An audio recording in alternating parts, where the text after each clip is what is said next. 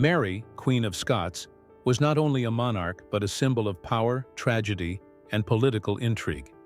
Her birthright, a claim to both the Scottish and English thrones, set her on a collision course with some of the most powerful figures of her time. Born in December 1542, just 6 days after her father's death, Mary Stuart was crowned Queen of Scotland at a mere 6 days old. Yet, her early years were marked by political turmoil as factions within Scotland and beyond struggled to control her and her kingdom. Her very existence was a threat to the stability of England. As the cousin of Elizabeth I, Mary held a legitimate claim to the English throne, a fact that fueled tension between the two queens. For years, Elizabeth and Mary's relationship oscillated between diplomacy and hostility, with Mary's Catholicism putting her in direct opposition to Elizabeth's Protestant rule.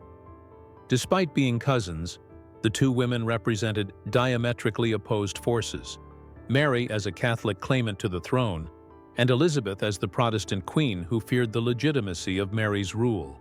The stage was set for a dramatic and tragic story of political maneuvering, betrayal, and death. While Mary's reign was filled with personal loss, including the death of her first husband, Francis II of France, and the violent murder of her second husband, Lord Darnley, it was her struggle with Elizabeth I that defined much of her life. This struggle was not just about power but about survival in a world dominated by men where queens had little room for error. Mary's political conflict with Elizabeth reached its zenith with the execution of Mary in 1587.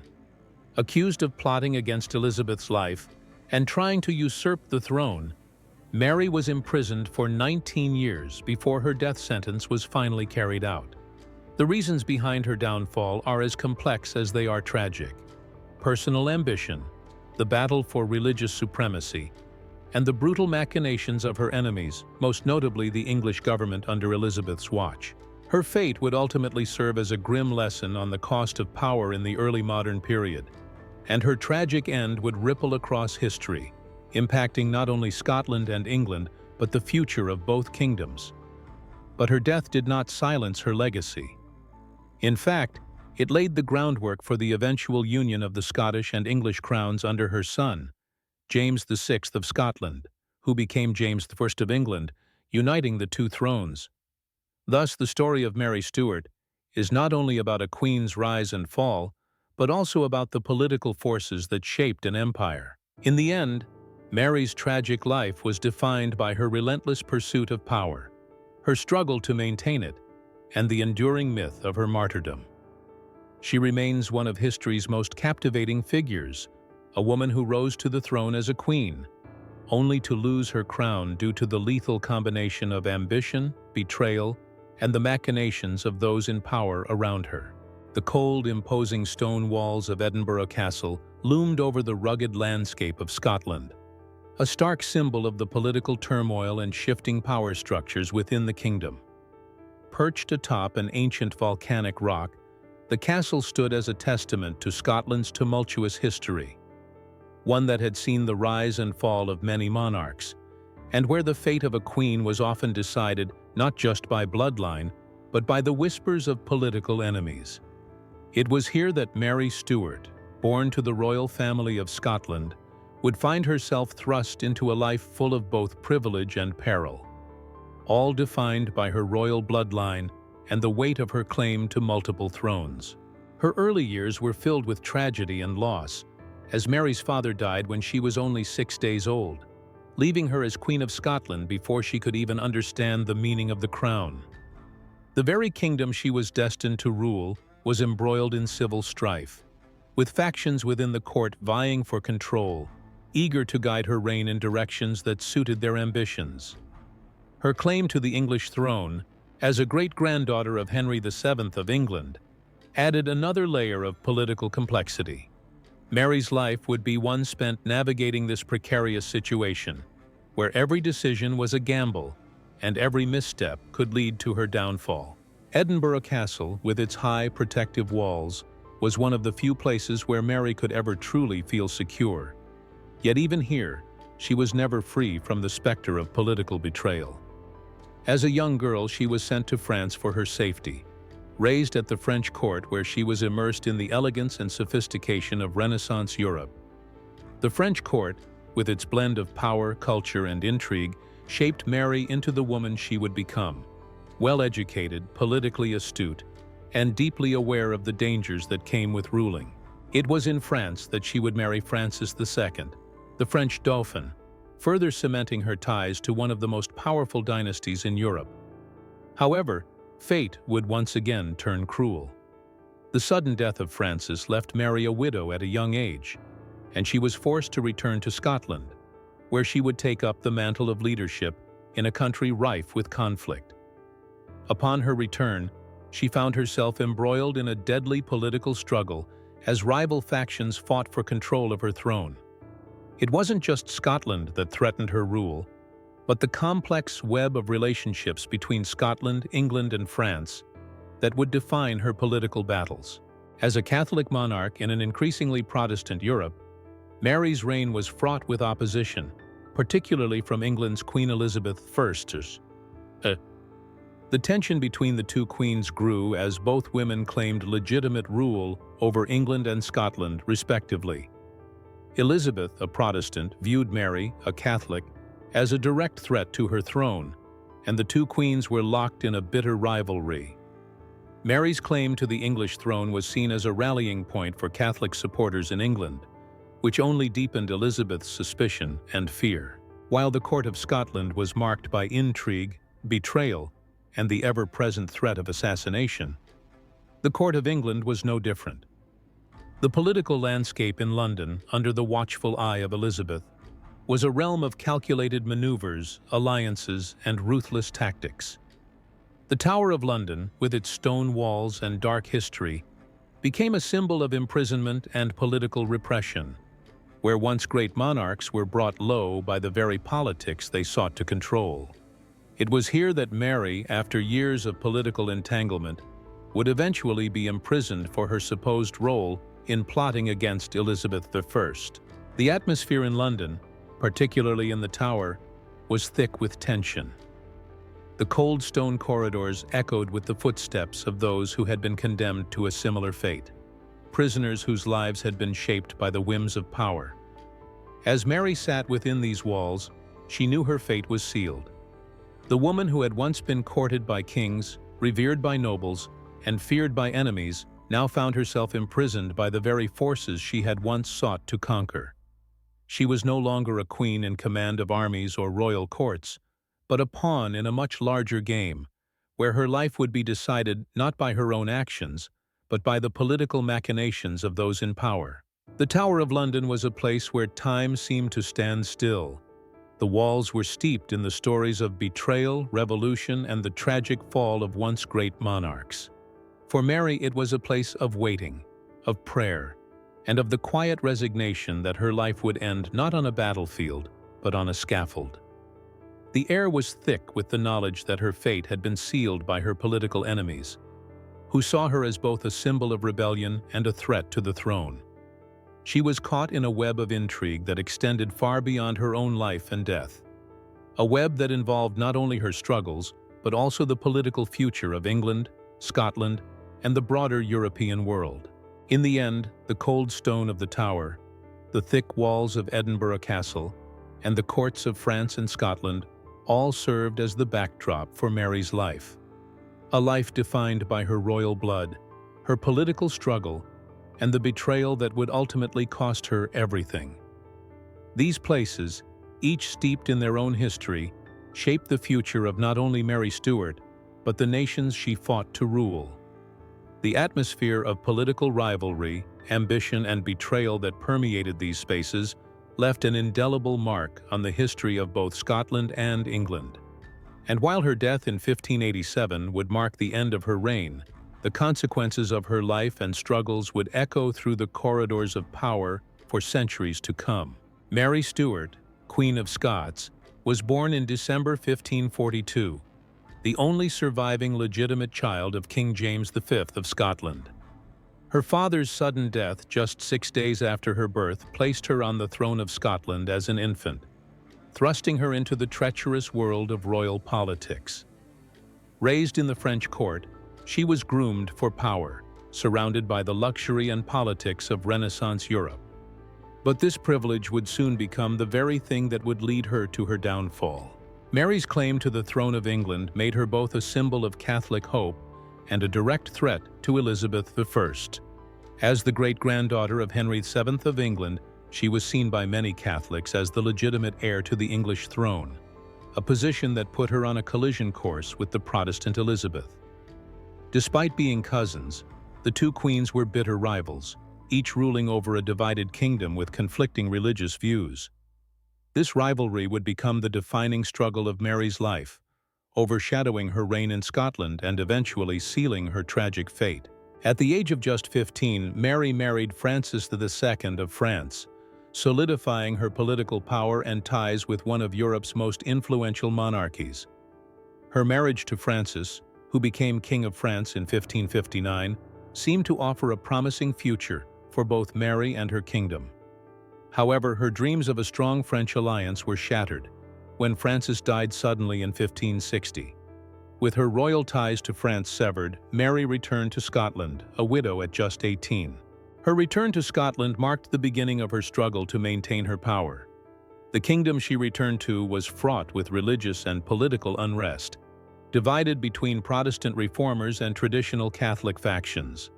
As a devout Catholic, Mary found herself in constant conflict with the Protestant majority in Scotland, and her reign was marked by a series of political missteps and personal tragedies.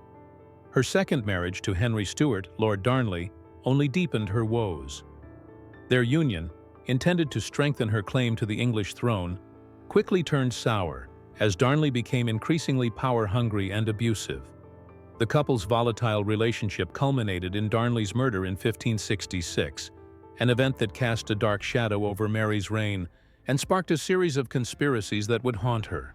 Mary's reign was further marred by her association with the murder of her second husband. Although never proven, many believed she was complicit in the crime, leading to a loss of support from both the nobles and the people of Scotland. Her third marriage to the Earl of Bothwell, widely suspected to have been involved in Darnley's death, further alienated her from her subjects. The marriage was seen as both politically and morally dubious, and it led to her eventual downfall. After a rebellion by Scottish nobles, Mary was forced to abdicate in 1567 in favor of her one-year-old son, James VI, who would later unite the crowns of England and Scotland. Mary was imprisoned by her cousin Elizabeth I, who saw her as a threat to her own throne. For the next 19 years, Mary was a prisoner in England, caught in the political crossfire of religious wars and royal intrigue. Despite her confinement, Mary continued to be a figurehead for Catholic conspirators who sought to overthrow Elizabeth. Her claim to the throne, as well as her Catholic faith, made her both a symbol of resistance to Protestant rule and a constant source of political instability. In 1586, she was implicated in the Babington Plot, a Catholic conspiracy to assassinate Elizabeth and place Mary on the English throne. This plot led to her trial and execution. Mary's execution was a pivotal moment in English history. Her death removed a key Catholic figure from the throne's line of succession, but it also marked the end of a tragic chapter in Scotland's royal history. Her legacy would endure through her son, James VI of Scotland, who would eventually become James I of England, uniting the crowns of Scotland and England. Mary's life was a series of political gambles, misjudgments, and tragic circumstances, yet her story is remembered as one of power, betrayal, and the ultimate cost of ambition. Mary Stuart's tragic downfall was a complex interplay of political intrigue, personal misfortunes, and external pressures. The core of her downfall lay in her inability to secure a male heir, a failure that not only troubled her personally, but also had grave political consequences. The pressure on her to produce a son was immense, and her inability to do so led to the weakening of her position both in Scotland and in England. As the years passed, Mary experienced multiple pregnancies that ended in miscarriage or stillbirth, each loss further straining her relationship with both her subjects and her enemies. Her first marriage to Francis II of France had initially appeared to secure her position as a powerful monarch, but his early death in 1560 left her vulnerable and alone. Upon returning to Scotland, Mary found herself embroiled in a volatile political environment. Protestant factions had gained a strong foothold in the kingdom, and they viewed her Catholic faith with suspicion and hostility. Her inability to unify these factions, combined with her personal failures, made her increasingly unpopular. Her second marriage to Henry Stuart, Lord Darnley, was a politically strategic move designed to strengthen her claim to the English throne. Yet, the marriage quickly turned toxic. Darnley's arrogance and desire for power led to violent clashes, and his behavior became intolerable. Their union, initially seen as a political advantage, soon became a liability. Darnley's increasing resentment toward his wife and his demand for greater power created a volatile environment, and soon after their marriage, he became embroiled in the scandalous murder of Mary's secretary, David Rizzio. The situation took a darker turn in 1566 when Darnley's own murder was uncovered. Although there was no definitive proof of Mary's involvement in his death, many believed she was complicit, either directly or indirectly. The theory that Mary had orchestrated his murder to secure her own power sent shockwaves through Scotland. The scandal was further compounded by her marriage to the prime suspect, James Hepburn, Earl of Bothwell, just months after Darnley's death. This controversial union, widely regarded as a political maneuver to solidify her power, was seen by many as an act of betrayal. To the nobles and the people of Scotland, this marriage was a bridge too far, an affront to the honor of the kingdom. This was the tipping point. The marriage led to an uprising against Mary, and she was forced to abdicate the throne in favor of her infant son, James VI. The political fallout from her personal decisions was catastrophic. Her enemies, emboldened by her vulnerability, seized the opportunity to weaken her further. The nobles of Scotland, already divided, now saw Mary as a liability, a monarch who had failed to maintain control over her personal life and, by extension, the kingdom. As Mary fled to England, she hoped that her cousin Elizabeth I would offer sanctuary. Instead, Elizabeth saw her as a threat to her own throne and imprisoned her. The political ramifications of Mary's presence in England were enormous. Mary's claim to the English throne, combined with her Catholic faith, made her a figurehead for those who sought to challenge Elizabeth's rule. Catholic plots, aimed at restoring Mary to the throne, were orchestrated by conspirators. The most notable of these was the Babington Plot of 1586, a Catholic-led conspiracy to assassinate Elizabeth and place Mary on the throne of England. Mary, imprisoned for years, became both a symbol of resistance to Elizabeth's Protestant reign and a pawn in the political games played by her enemies. The accusations of plotting against Elizabeth's life culminated in her trial. The once powerful queen was now a prisoner, condemned not just by her own failures, but by the political machinations of those who feared her claim to the throne. Mary's downfall was ultimately shaped by a mix of personal misfortune and the ruthless political maneuvering of those who saw her as a threat to their own power. Her inability to secure a male heir, her marriages to politically inconvenient partners, and the constant scheming within both Scotland and England created an atmosphere in which her life could be consumed by the very forces she had once tried to control. The personal failures she experienced, the political battles she fought, and the enemies she made were all interconnected. In the end, it was a combination of these factors, amplified by the conspiracy that ultimately led to her death, that sealed her tragic fate. The events leading to Mary Stuart's execution were inevitable, a culmination of years of political intrigue, personal decisions, and religious conflict. After years of imprisonment, Mary's fate was sealed when she was implicated in the Babington Plot, a Catholic conspiracy to assassinate Queen Elizabeth I and place Mary on the throne of England. The plot, although never fully executed, was enough to secure Mary's trial and eventual execution. Mary's trial was a farce, a political show designed to justify her execution. Despite her eloquent defense, it was clear that the decision had already been made. The court, composed largely of those who saw Mary as a threat to the Protestant monarchy, offered little in terms of justice. Mary was convicted of plotting to murder Elizabeth, and the sentence was swift: death by beheading. The political motivations behind her conviction were apparent. For Elizabeth I, executing Mary would remove the Catholic figurehead who had long been a threat to her reign, ensuring the continuation of Protestant rule in England. Mary's execution was scheduled for February 8, 1587. The moment of her death was as inevitable as the political winds that had shaped her fate. She had known for months that her life was hanging by a thread, but in the final days she remained composed, even dignified. In the hours leading up to her execution, Mary received the sacrament, spending her final hours in prayer. Despite the circumstances, she faced her end with courage, refusing to acknowledge guilt or renounce her faith. The final moments of Mary Stuart's life were steeped in dramatic tension. As she was led to the scaffold, the crowd watched in silence. There was no outcry, no celebration, only a solemn sense of inevitability. Mary's final words, "I am the most innocent of my death," were a declaration of defiance against those who had condemned her.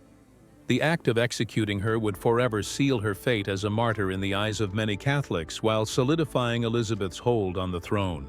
As the axe fell, there was a moment of stillness in the crowd, an uncomfortable silence that reverberated through the air. The moment had come, and with it, the end of a chapter in history. Mary Stuart, Queen of Scots, was dead, and her tragic fate was now a permanent part of history. Yet, as her body was carried away, her legacy lived on. As the morning of her execution approached, Mary Stuart remained calm, composed, and resolute.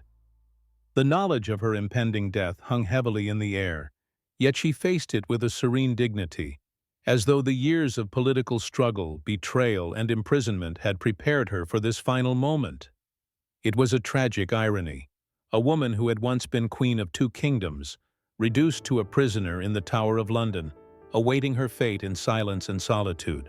Mary spent her last hours in prayer, seeking solace in her faith and preparing herself for the ultimate act of submission, the surrender of her life. She was fully aware of what was to come, yet her demeanor remained steady and calm. Her once glorious life had been torn apart by political intrigue, but in her final moments, she found peace through her belief in God and the acceptance of her fate. As the clock ticked closer to her execution, Mary wrote her last letters, offering final words of comfort to those she loved and to her supporters, hoping her death would be seen as the tragic end of a queen who had been unjustly treated. Mary's emotional state in these final hours was complex. She was not a woman who feared death. Rather, she faced it as a queen, one last time with grace and poise. She knew her death would serve a larger political purpose. It would be the end of a chapter that had begun when she ascended to the throne at just 6 days old. It would erase her from the political stage, but her legacy would live on, especially through her son, James VI of Scotland and I of England, who would unite the two crowns after Elizabeth's death. Mary's last moments also provided her with a final opportunity to reaffirm her royal dignity. As she prepared to ascend the scaffold, she addressed the small group of attendants and witnesses who had come to see the execution. These final words revealed both her inner peace and the strong faith that had carried her throughout her tumultuous life. With quiet dignity, she proclaimed, "I am a queen, but I am not the Queen of England. I die in the name of God." This statement was an act of defiance and self-realization. Mary was not just a victim of political conspiracies. She was a monarch who had been wronged, a queen who had been betrayed by those closest to her. In her final act, she asserted her identity and her place in history, refusing to be reduced to a mere pawn in the Game of Thrones. Mary was then led to the scaffold, her head held high, draped in black mourning clothes, her face serene but resolute. Her hands trembled slightly as she grasped the rosary, her lips silently moving in prayer as she knelt before the executioner. The crowd, silent and watchful, could only observe as the moment they had been anticipating for so long arrived. The executioner, following the strict protocol, asked aloud, "Where is my sword?" as if to distract her for one final moment before delivering the fatal blow. Mary turned her head, and with a single swift motion, the blade severed her head from her body. The executioner held up her head by the hair, displaying it to the silent crowd. There was no cheer, no call of victory, but only an uncomfortable silence, an uneasy awareness of the cost of power and betrayal. As Mary's head was severed, the reaction from the crowd was not one of celebration or triumph, but of collective sorrow. There was no cheer, no roar of approval for the Queen's death, as might have been expected in a public execution. Instead, a profound silence fell over the onlookers, followed by a subdued murmur that rippled through the crowd. It was clear that the execution of Mary Stuart was not just the death of a monarch, it was the death of a symbol of both hope and despair. A woman who had once held immense power but had been brought low by the very forces she sought to control.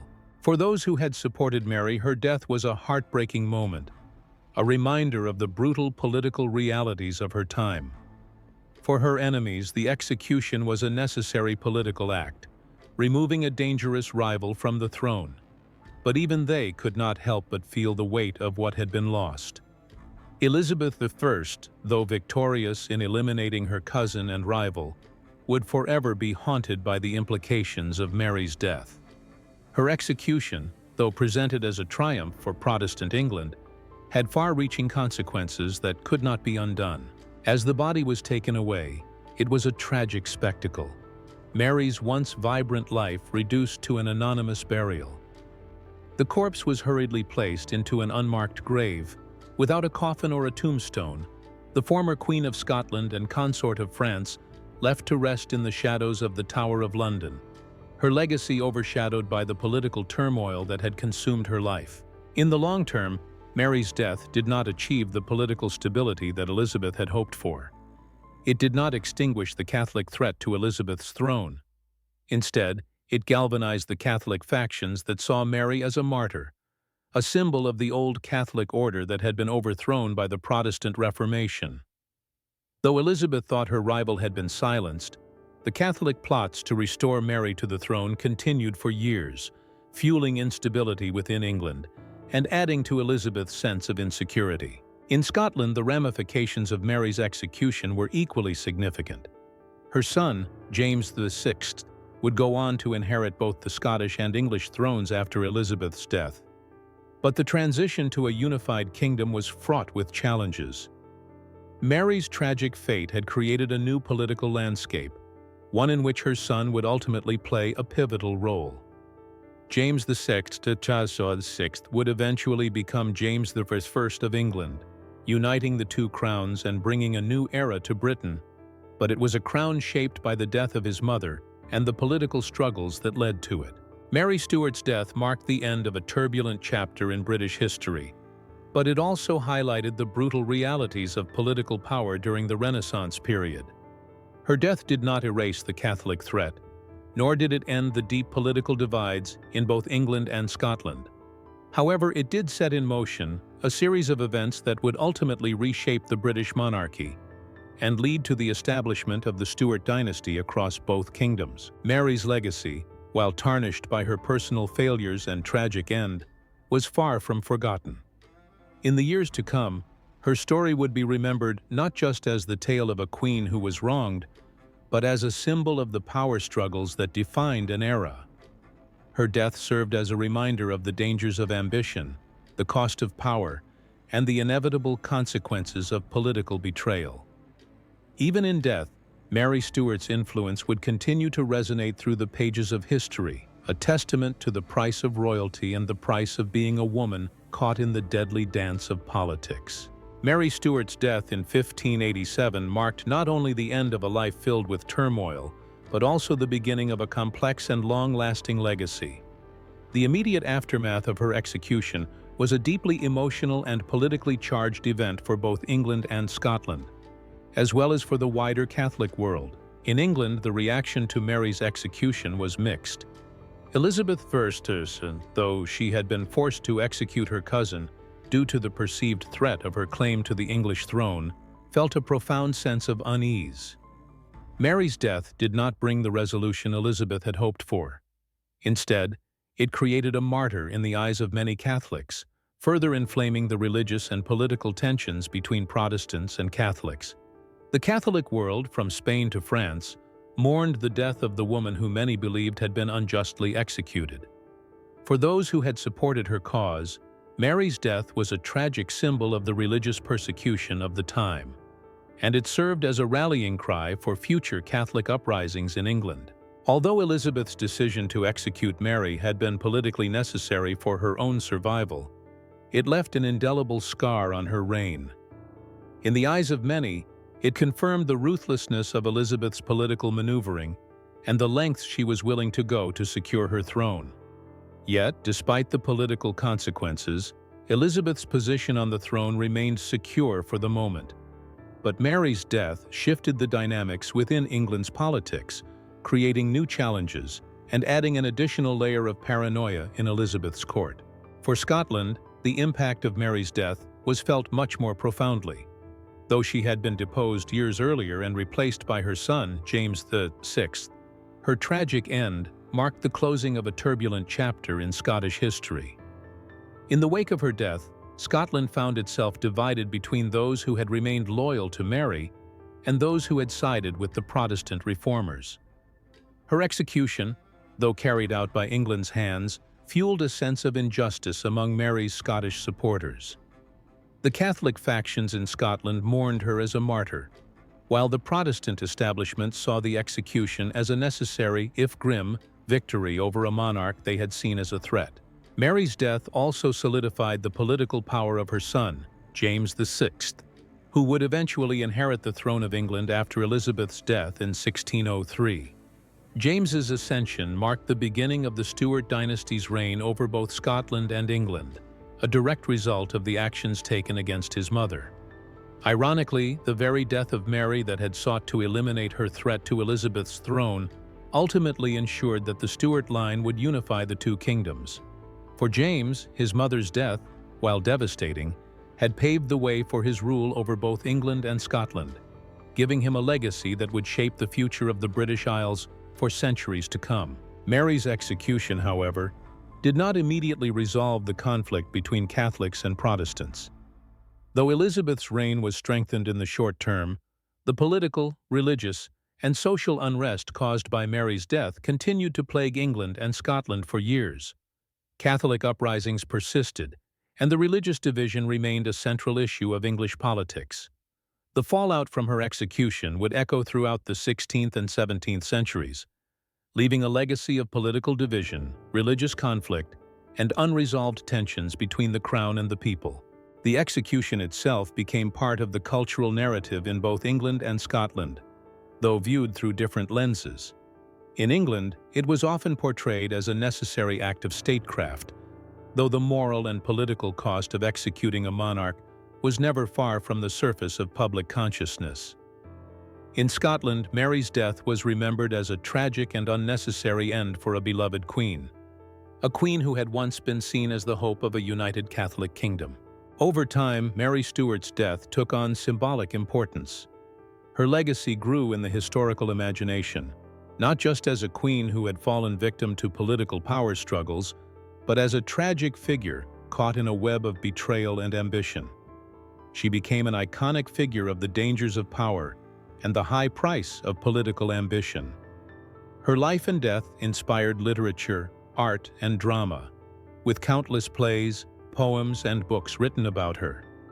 She became, in many ways, a symbol of the cost of royal ambition, particularly for women in power, and a reminder of the precariousness of monarchy.